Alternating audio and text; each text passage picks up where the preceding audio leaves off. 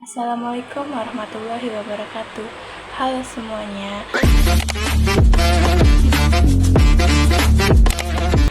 Pada kesempatan kali ini saya ingin menyampaikan tanggapan saya mengenai penggunaan bahasa baku di Indonesia.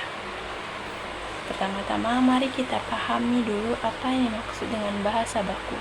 Bahasa baku adalah bahasa yang sesuai dengan kaidah tata bahasa dan kosakata yang sudah ditetapkan di Kamus Besar Bahasa Indonesia atau Pedoman Umum Ejaan Bahasa Indonesia. Bahasa baku ini biasanya digunakan dalam situasi resmi seperti baik lisan maupun tulisan, misalnya dalam pidato, surat resmi, karya ilmiah, berita, dan kegiatan belajar mengajar. Menurut saya, penggunaan bahasa baku di Indonesia sangatlah penting. Mengapa demikian? Karena Indonesia merupakan negara dengan ratusan bahasa daerah. Jika kita tidak memiliki bahasa baku, tentu komunikasi antar daerah akan sulit terjalin. Bahasa baku dalam hal ini bahasa Indonesia berperan sebagai bahasa pemersatu bangsa. Namun dalam praktiknya penggunaan bahasa baku seringkali masih diabaikan. Kita bisa lihat dalam percakapan sehari-hari, di media sosial, bahkan di lingkungan sekolah atau kampus. Banyak orang yang memilih menggunakan bahasa tidak baku, bahasa gaul, atau mencampurkan dengan bahasa asing. Hal ini sebenarnya wajar dalam konteks pergaulan, tetapi jika kebiasaan ini terus dibawa ke ranah formal, maka kualitas bahasa kita akan menurun. Saya pribadi menilai penggunaan bahasa baku tidak harus kaku dan terlalu serius. Terpenting adalah menempatkan bahasa sesuai konteks.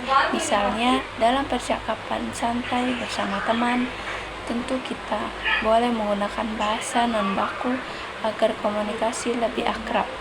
Tetapi, ketika menulis makalah, menyampaikan presentasi, atau berbicara dalam forum resmi, kita harus berusaha menggunakan bahasa baku. Inilah yang disebut dengan kemampuan alih kode atau kemampuan menyesuaikan bahasa sesuai situasi atau keadaan. Sayangnya masih banyak tanggapan tentang bahasa baku itu sulit dan kurang menarik. Padahal jika kita mau berlatih sedikit demi sedikit, bahasa baku sebenarnya tidak sesulit yang dibayangkan. Kita bisa memulai dari yang sederhana, misalnya membiasakan menulis pesan formal dengan ejaan yang benar, baca berita atau artikel resmi, serta memperkaya kosakata dengan membuka atau membaca-baca buku Kamus Besar Bahasa Indonesia. Selain itu, peran guru, dosen, media, dan juga masyarakat umum sangatlah besar dalam membiasakan penggunaan bahasa baku.